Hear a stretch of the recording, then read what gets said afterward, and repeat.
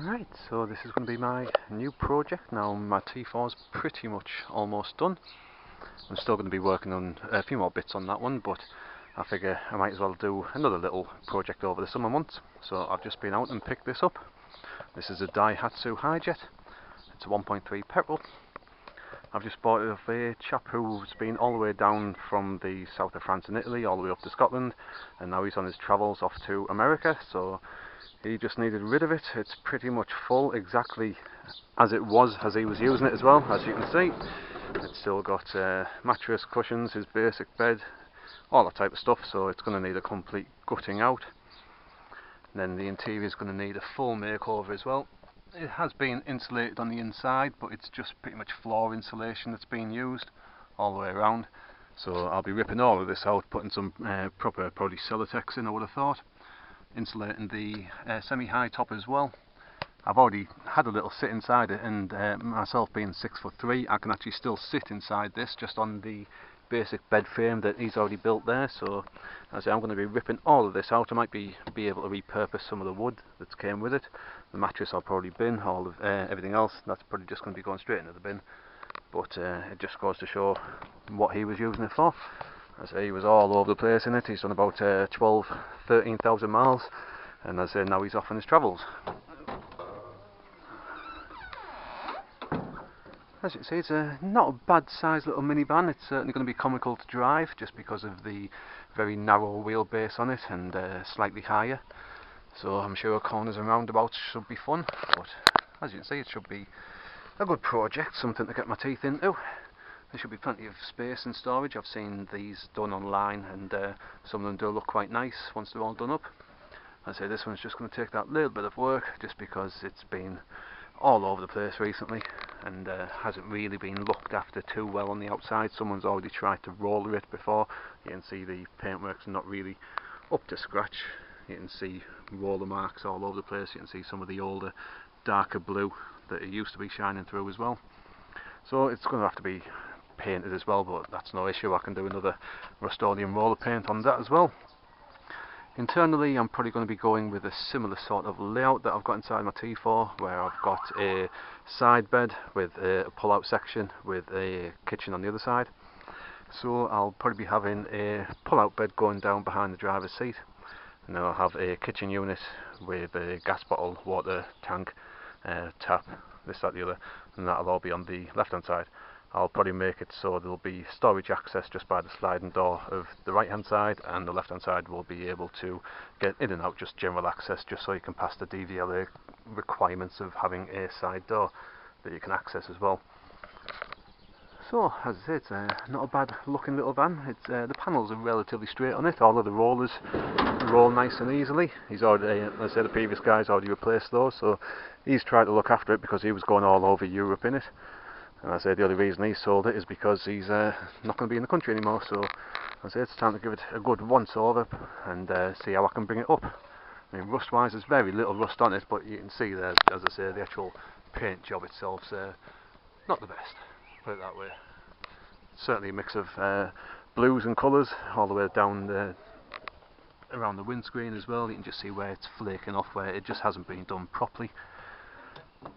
But as I say, it's going to be something just for me to get my teeth into and keep me busy over the summer months, just while I'm not working on the T4, or while I'm not away with that. I'm going to be trying to do a relative budget build on this. We'll see how it turns out, obviously, but obviously sometimes things just get carried away with yourself and you just keep spending and spending.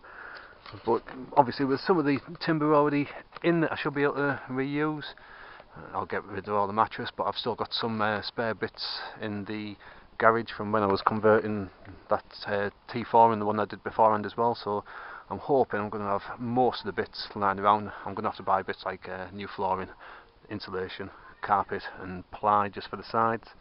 Then hopefully after that I should be able to get away with a lot of spares that I've already got lying around, so we'll just have to see how we get on with this conversion. So do subscribe to the channel. I'm going to be documenting exactly what I do to this van, job by job, step by step, so follow along and see how we progress with it and see what the final result will be once I completely finish this little Daihatsu Hijet micro campervan. Interior wise it's not bad, it just needs a good clean really. A little hole on the passenger seat, nothing in the driver's seat, which is surprising. Nice good condition.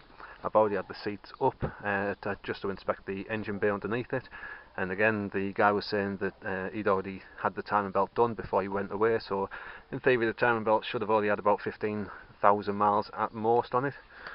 The interior itself's nice and neat and tidy, there's no cracks in the dash.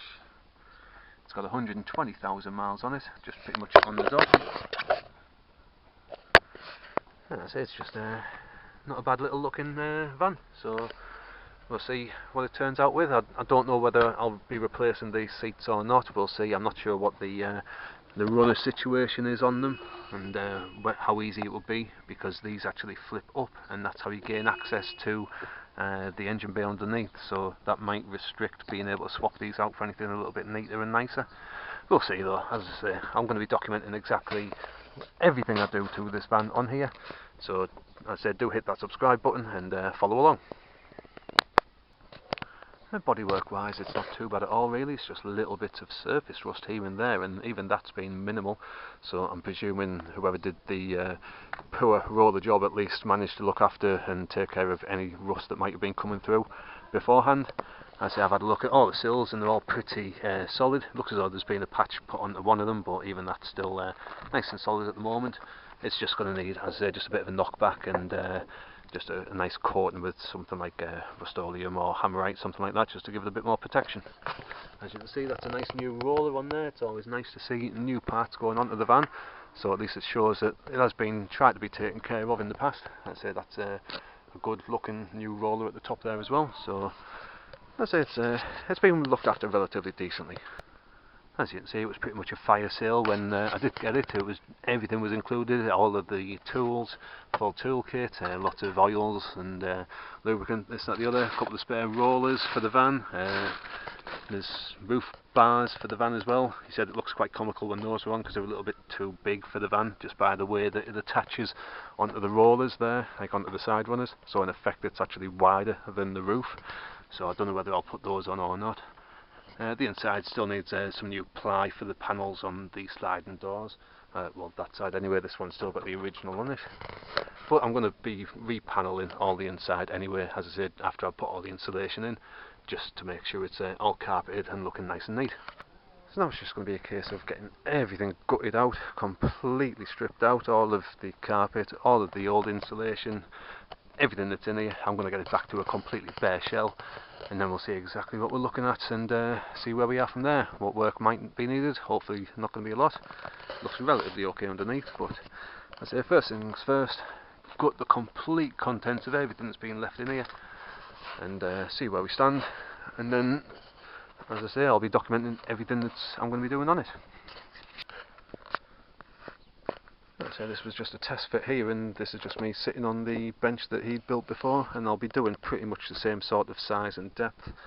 And I'm 6'2", and my hair is only just brushing the sides there, so it's not a bad size inside really. It should be quite comfortable, quite nice. At least it shouldn't be completely squatting over all the time, so that's not a bad sign. So there's all the rubbish pile that came out of the van, the old mattress, the quilt, the carpet that was underneath, I'd say all of the old bed frame. I'll reuse that though because the ply itself's good, the frame itself, that's all nice strong wood as well, so I'll be able to reclaim that and hopefully I should be able to make most of my bed frame out of that, so we'll see. I'd say that's all of the everything that was just stuffed under the bed, all of the cooking utensils and all spare oils and this, that.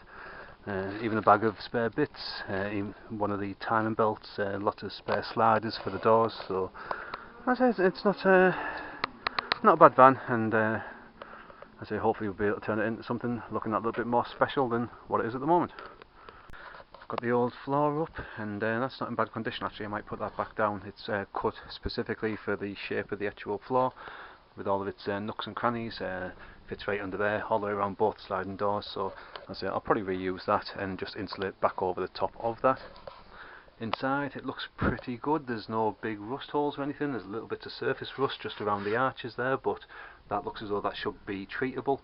So I'll get some Hammerite crust onto that and get that stripped back first, get that rust treated, and then, as I say, I'll get the floor put back down, but I won't be putting that back down until I've actually treated all the rusty areas on the floor panel itself.